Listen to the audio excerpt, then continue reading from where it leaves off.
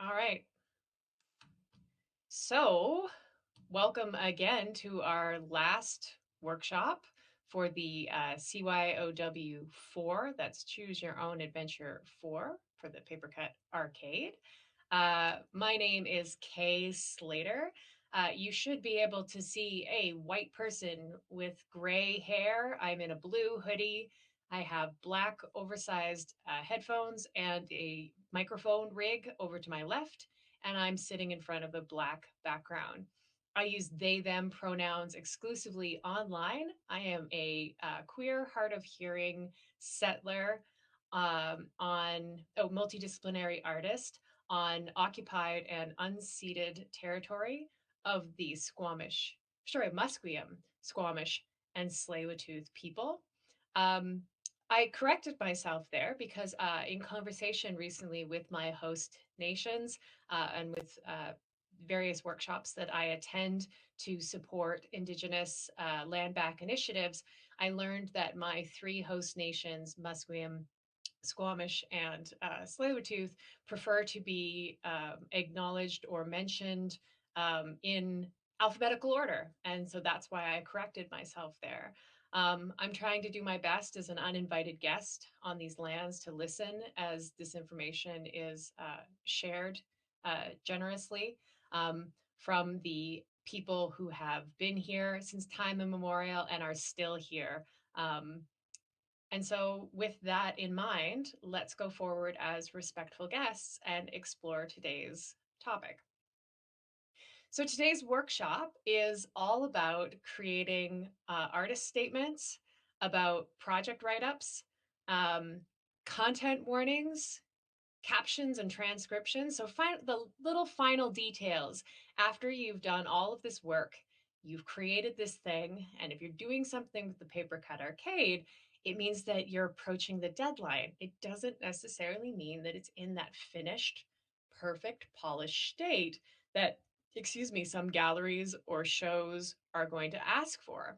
And one of the reasons that we prioritize it like this is because we as a collective are all about you trying something and encouraging things. And as a professional artist myself, I also know that just because you put something in a show or you exhibit something, it doesn't mean it's the last time you're ever going to touch a thing.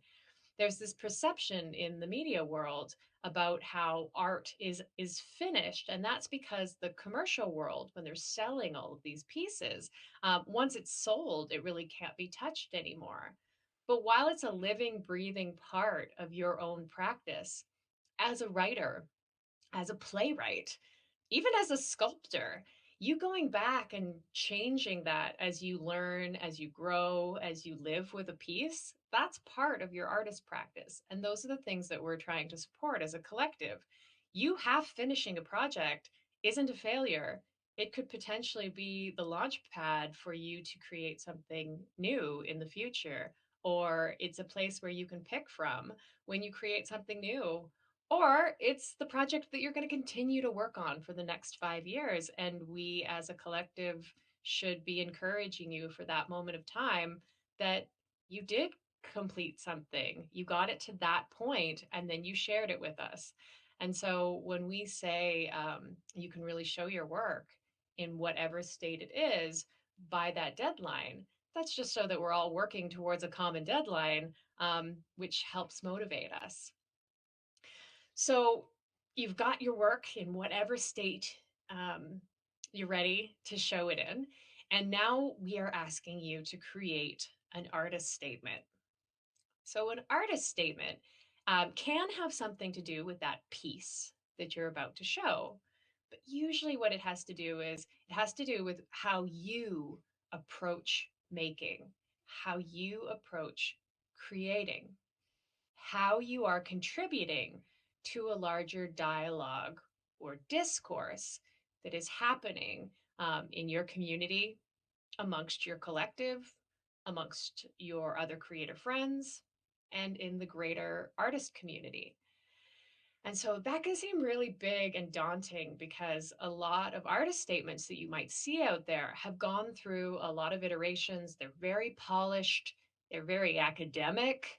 Um, they just They make artists seem untouchable because of how put together these artist statements are. And today's workshop is hopefully going to remove some of the mystique around that, and invite you to start writing your own. I want to encourage you to continue to change your artist statement as your practice changes. If at the end of today's workshop you decide that your artist statement is, I like to make things because I like using my hands, that's completely valid and real and honest. And if that's why you make things and how you approach every time you make things, that's valid for you.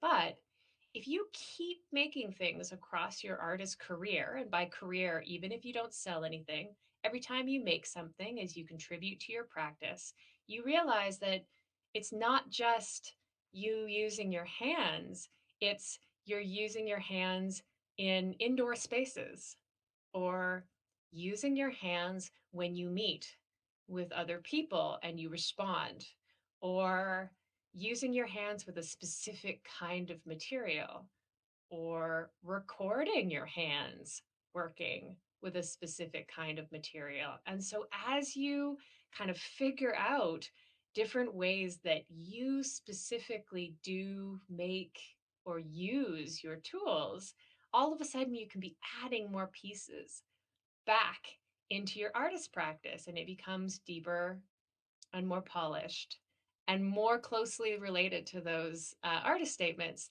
that might make you go, maybe I'm not an artist. Maybe I shouldn't have an artist statement yet.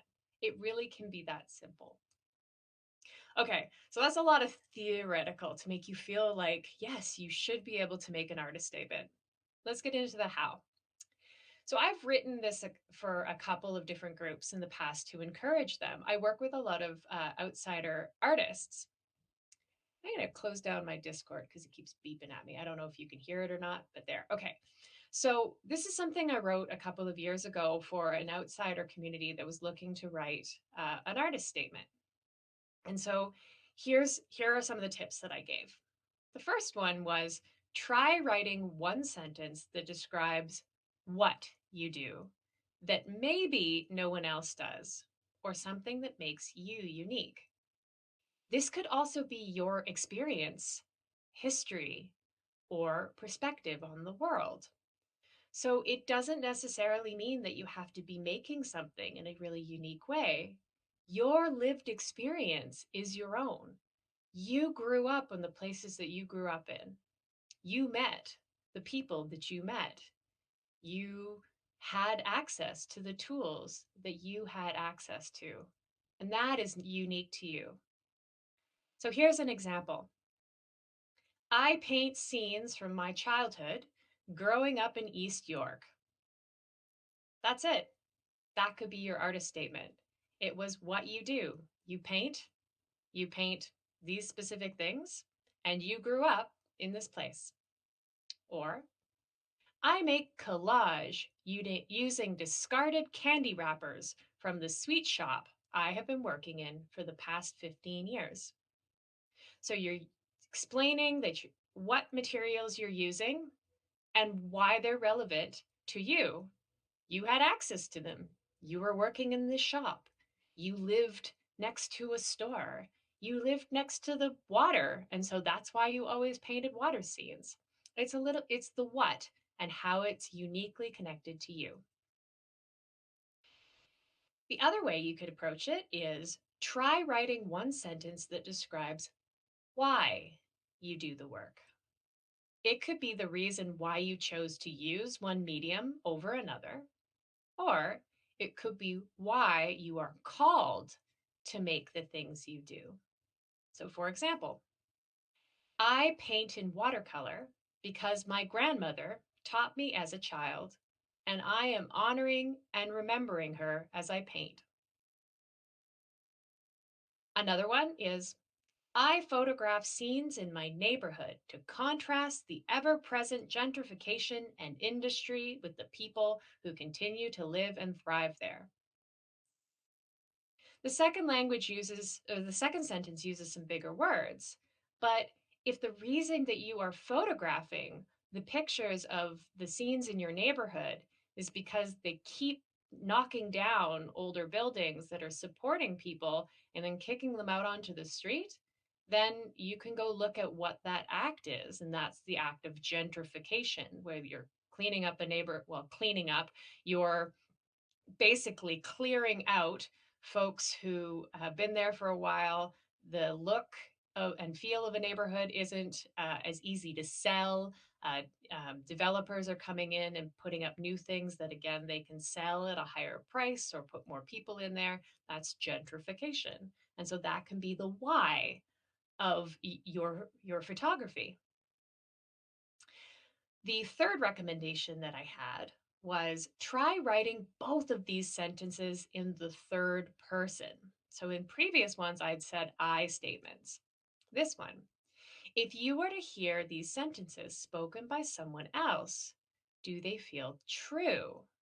So those sentences before, you write, I I take pictures and post them on Instagram to start discussions with people about the words that I write.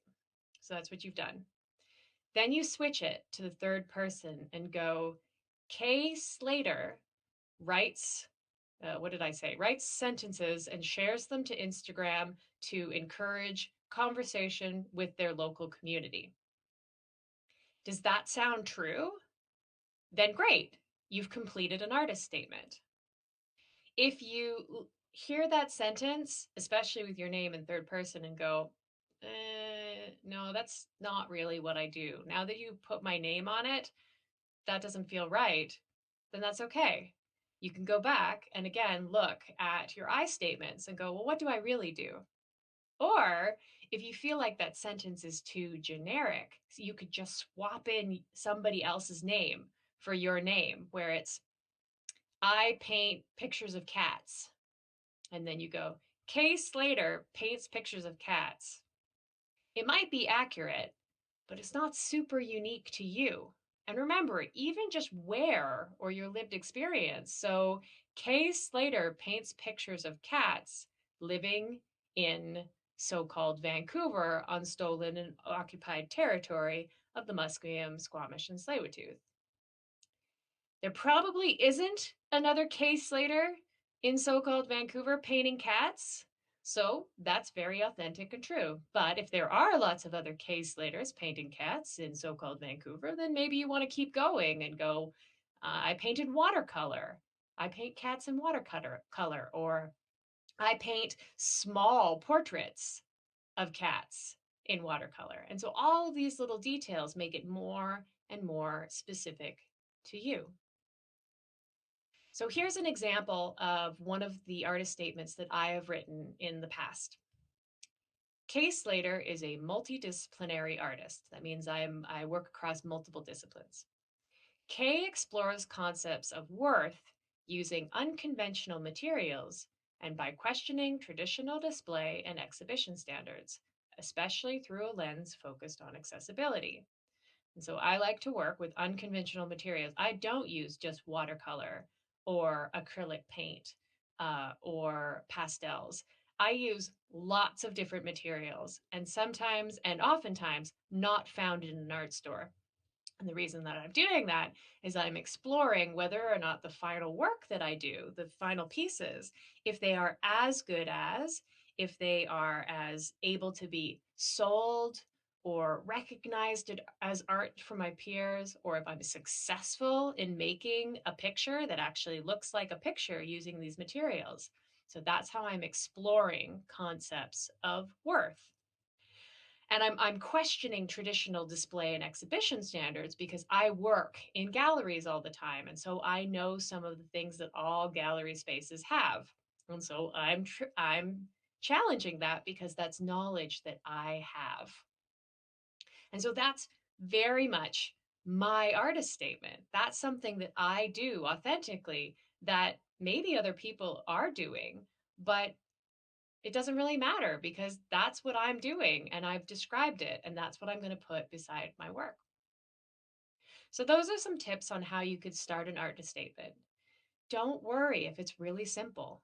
That's all right. It's more important that it's true and authentic to what you're doing than for it to be multiple sentences or to have big words or to sound academic.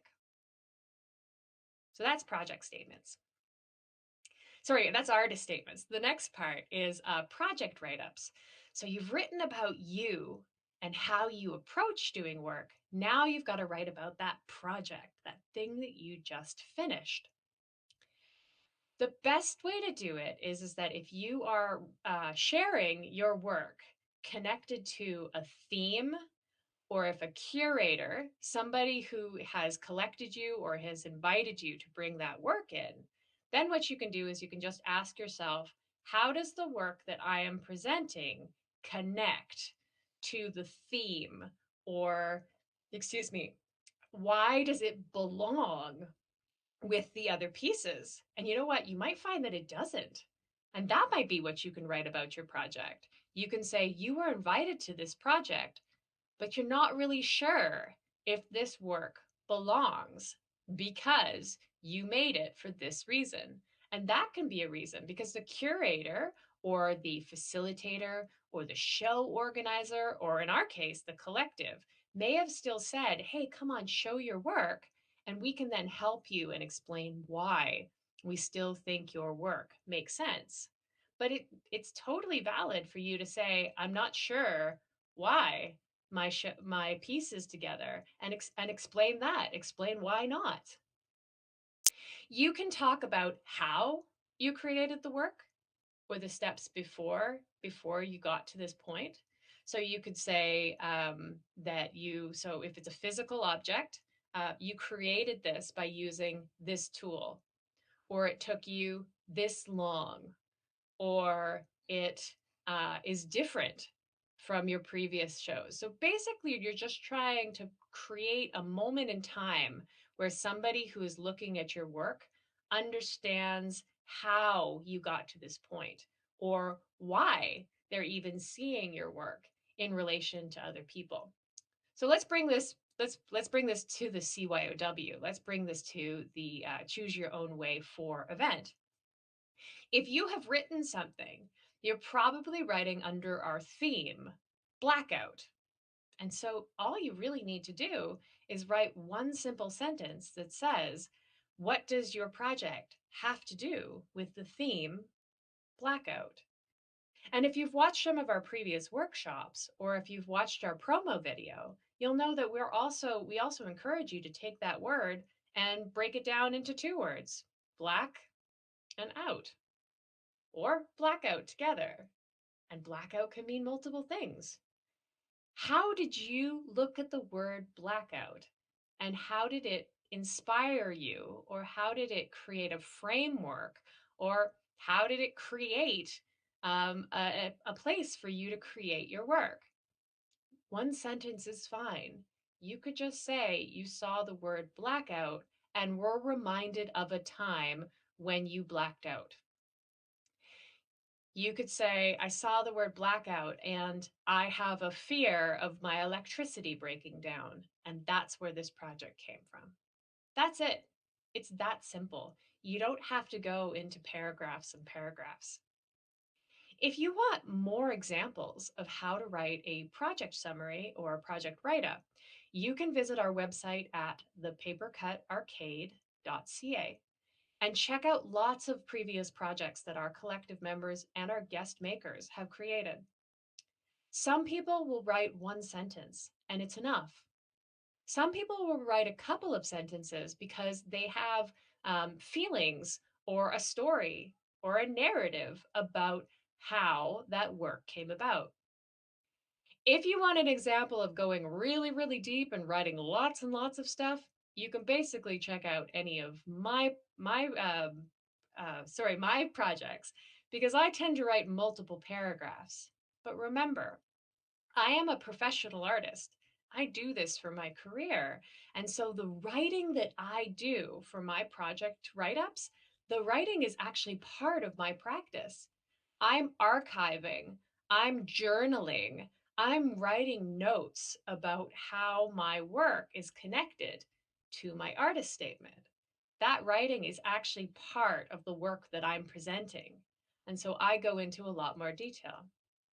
If you're a writer or if you like to write, then you can definitely go in and you can write an essay about your work, about how you got there, about what you were making, even about the ideas that you had that didn't happen.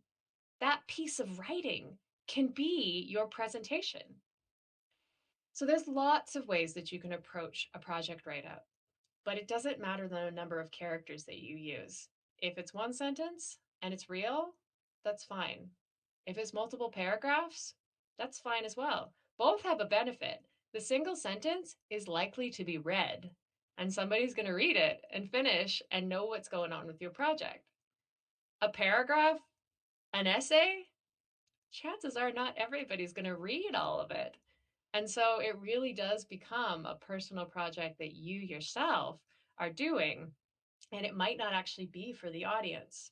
So you can then weigh that.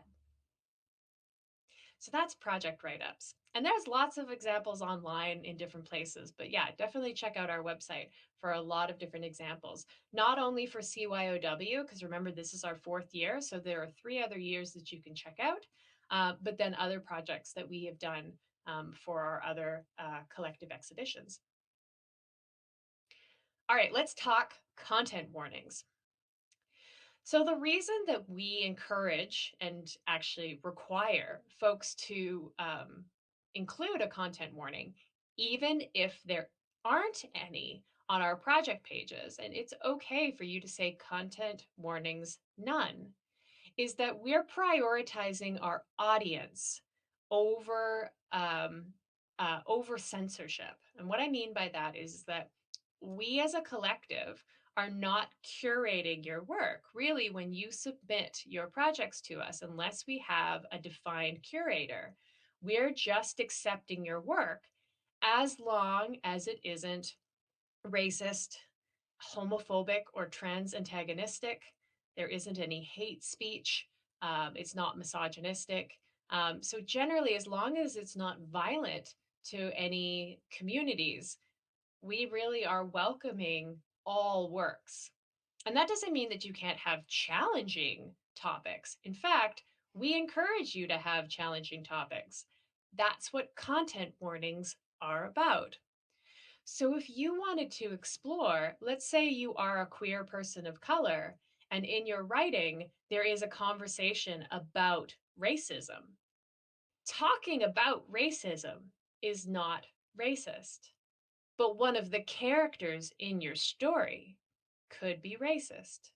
And so by putting the content warning up that allows people to know that when they enter your piece, that that's how they're going to feel, then that's where we prioritize our audience. And I said, if you yourself are a queer person of color, that could be for any creator. I'm just saying that if that's important to you in your practice as somebody who identifies that way, then I want you to see, that I am a white person, and I'm not telling you that you can't be exploring those topics just because we're not accepting work that is racist. It's a fine line. You might go, okay, how can I have a racist character and not submit work that is racist? So here's an example. And here's an example of me saying content warning. I'm going to be exploring racism here. And I'm not the pro, I'm not the expert, and I might get this wrong, and I welcome a discussion. If you have a character that is racist, then that character themselves we're have the content warning that what they are going to be saying is that's fiction, that's the opinion of that voice, and here I'm making a puppet a puppet with my hand, but that character is racist, and that's where the content warning comes in. If you yourself are positioning yourself and you are saying racist things and you are using this as a platform to share racist ideas, or to call out groups or to be violent against groups, that's not only not okay from my point of view, but also our collective, the Paper Cut Arcade, are not welcoming those conversations. We are working to be anti-racist. This is not the platform for you, creator and writer, to come and share your racist ideas. That's the difference. It's not enough for you to say content warning racist, especially because generally when people are writing racist opinions, they're not thinking that they're racist. And so it it would be a bit of a stretch for them to be able to identify content warning. So if somebody has told you that you are racist, or we get back to you and say that this opinion or thing that you have written in your voice as your opinion is racist, then we're not going to accept that because those are the definitions. But if you are exploring racism, that's something different. And that's where we just want to let our audience know before they have to do the labor, before they have to do the work, before they have to emotionally be ready for this kind of thing, because it is exhausting, especially for Black, Indigenous communities, for people of color. They're dealing with that all the time. And so we welcome them to a fiction event. We want to let them know before they come into this that this is going to be a place where they have to deal with this and shoulder it once again. Same with trauma, same with any kind of violence. There are, we acknowledge that our audience, that the web is filled with people who have their own unique lived experience. We're not saying that they can't do those things, and we're not saying that you shouldn't share the things that you want to, how you want to explore those things. All we're saying is that as a courtesy, as an act of care, the Paper Cut Arcade is asking all of our collectors, or sorry, all of our creators, to just keep in mind that not all audience members are able at all times to do the labor that it takes to engage in those things. Even if you yourself don't feel like it's difficult, it's an exercise, that there's any labor involved. We're just prioritizing our audience, and that's content warnings. So, what we have written on our website is the following. Content warnings are not a perfect solution, but once a creator moves out of the sphere of self publishing into a space where their work is presented by others, so the Paper Cut Arcade in this case, we strongly recommend creators take time in considering how their work will affect their audience. In a gallery situation, you as an artist put your work forward, and it's really the gallery. They are the ones who then have to think about the audience and people who are going to come in through their front doors and explore a space. And so, if you are an artist in the past, are used to other people presenting your work, if you're an author and publishers are the ones who regularly have to have those dialogues with readers, you may go, well, I've never had to do this in the past. And I get it, it's extra work. But we're a small collective, and we don't have a formal space. We're artists. We're basically an artist run group where you as an artist have to do this labor. You have to do this work and consider your audience, even if you haven't in the past. Continuing to read. This will help inform your future decisions and protect yourself as an artist, and also allows your more vulnerable audiences to be offended, but not willingly targeted, triggered, or harmed. I'm going to pause again. We are not in the business of making sure that everyone isn't offended. If you want to make a joke, then that's a thing. That's your decision to make a joke. What we're asking is for you to inform people before they come into this space where you've decided that that's the thing that you want to say. This is how you want to be identified. You may say something that's going to offend someone, and that's okay. If you're an artist, you're always going to offend someone. Art is personal. Art is something that you yourself are living and are exploring. And so there's always going to be somebody who disagrees with you. Even something as simple as you choosing to use a specific color of crayon it has the potential to offend or piss somebody off. We can't be in the business of making sure that everybody feels good all the time. What we can be in the business of, what we can do as artists to support each other and our audiences is just to let people know before they enter into these very private experiences. Even if you share your work online, the fact that it was developed from you, it's a personal experience that you're now making public. And that's the difference. Somebody is allowed to be offended, and that's not your job to make sure they're not offended. You're trying not to harm people. You're trying not to target people. And if you are an able bodied, cisgendered, white settler, the chances are that you have so much privilege that you may have never been asked to think about how you behave or the things that you say affect the people around you because you've been surrounded by other able bodied, cisgendered, white settler folks.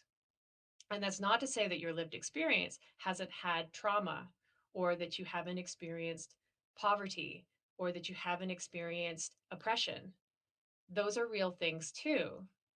But when you are putting things out into a wider audience, you really have to consider beyond your own experience, beyond your own community, because that's the internet, that's public space.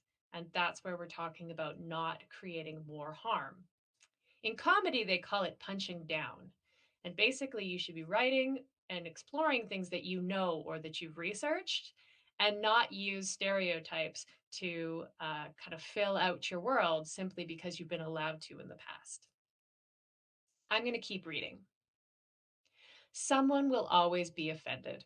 And so it is not our job to try to please or not offend everyone, but rather it is our responsibility as creators and publishers simply to make folks aware of what they may encounter as they traverse our work and update those warning signs as we receive feedback. We may not get it. We may not have ever been exposed to a community beyond people who look and act and live in the way that we do. And so it's okay to get feedback. In fact, it's kind of awesome to get feedback from a new community that you've never had the chance to engage with, where they let you know of challenges that they're dealing with, and then you update your content warning.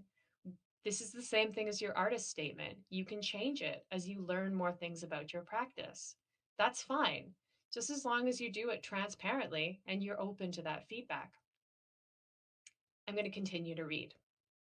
We will not censor your work, which is why it is so important that you help us identify and share information with our audiences prior to checking out your work for their safety and consideration.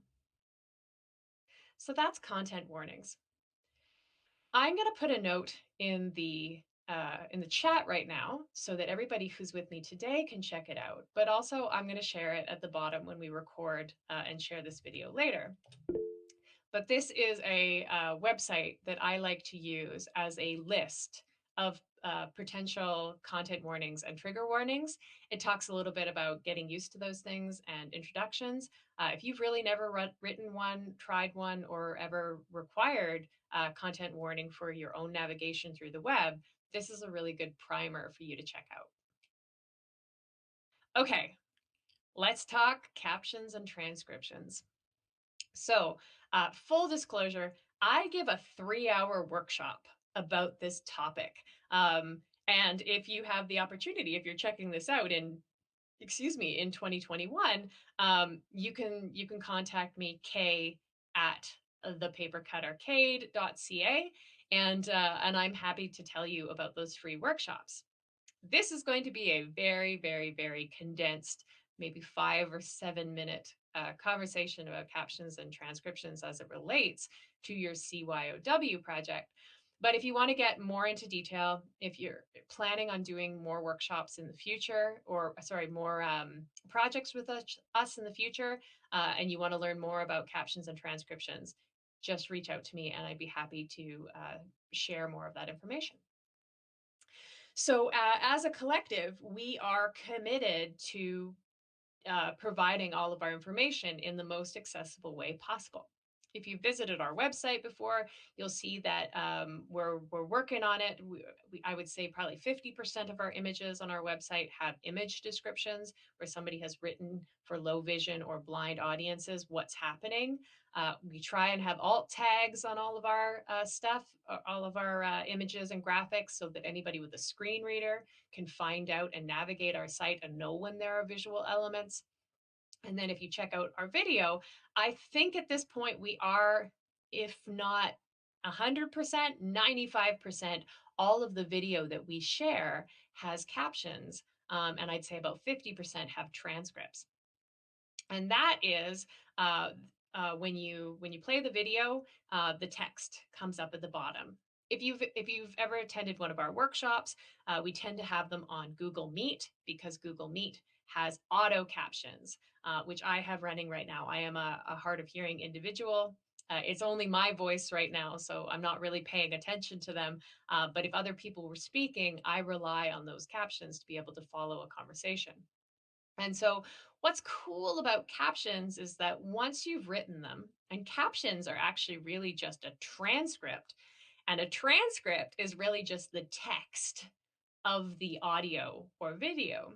And so, once you have a transcript and then you time code your transcript, so imagine every sentence has a time code connected to it so that caption readers can figure out when they should be playing those sentences as the audio and video runs.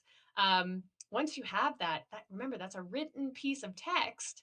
So that means that it's a little bit easier to be translated into other languages because we have more tools online that allow us to translate text than we do to simultaneously translate spoken language into another language. So, this act of actually transcribing and making text of everything that's said makes it not only accessible to folks who are hard of hearing or have hearing loss or who have any kind of cognitive challenges where reading just is easier for them to intake the information more so than hearing it. Um, it then benefits us for folks who where English is not their English is an additional language, or even English isn't their language, to be able to translate that text and still get information about your project. And so that's why we prioritize captions and transcripts. There are lots and lots of reasons and people that benefit from having access to captions and transcripts. But those are just a couple of cool ways that it adds accessibility back into our projects. So if you are submitting something for the CYOW project that has any kind of text that is audio or even music that is audio only, you made that decision on purpose. If you have a music track that's going in the background of your text piece, so you're using Twine, and if you're not sure what Twine is, our previous workshop 2 weeks ago, which we have online and it is captioned, you can find out more about the tool Twine. But Twine is a nonlinear storytelling tool. So let's say you use Twine and you've written out your story, and people are allowed to click through all of these different options, but you have an audio track that plays as a background to create mood. You've put a scary track there. Well, you did that because you were creating mood. And for anybody who can hear, they're immersed. They're getting that experience. And you might go, well, how is text, since there's already text in my thing, going to, like, if I describe the music, how is it going to make somebody who doesn't have the audio feel any more immersed? Well, you can write it down at the beginning and tell them. And then they have the agency, they have the power to then create the scene in their mind or their space.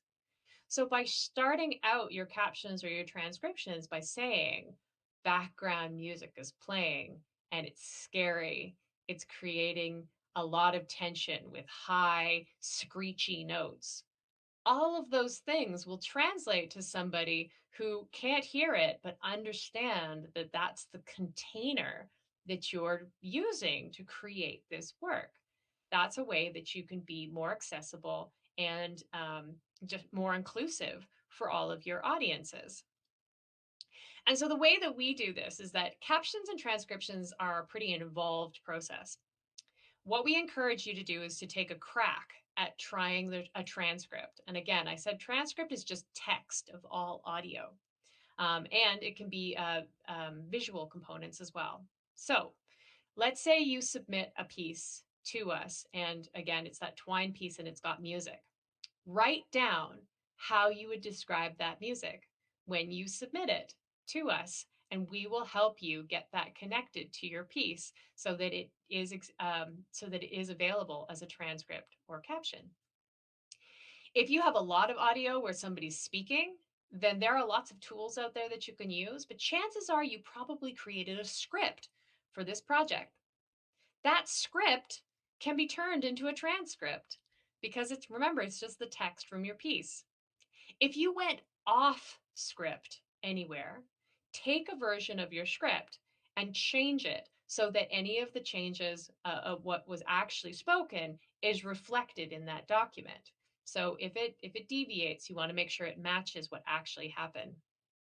Share that when you submit your piece to us. And again, we can help you turn that transcript into a caption file. If you're feeling like you really want to do captions on your own, a really easy hack is if you have video or audio and you upload it to YouTube. YouTube has a creator section, so it's called YouTube Studio. Basically, when you create an account and you upload your files, you will have access to the YouTube Studio, and that's where all your videos are. You click on the video or audio that you uploaded, and then on the left-hand side, you'll see subtitles. Click on subtitles, and sometimes it can take about 24 hours after you upload. So if it doesn't show up right away, that's okay. Walk away and come back to YouTube a day later. You click on subtitles, and you'll see that YouTube has auto-generated a caption file for you. And that's the auto captions. That's the text that happens when you click CC when you watch the video. What's really cool is that if you click that, it actually has all the text of all the things that you've said transcribed. You can just copy all of that information into a text editor, clean it up so that the grammar makes sense.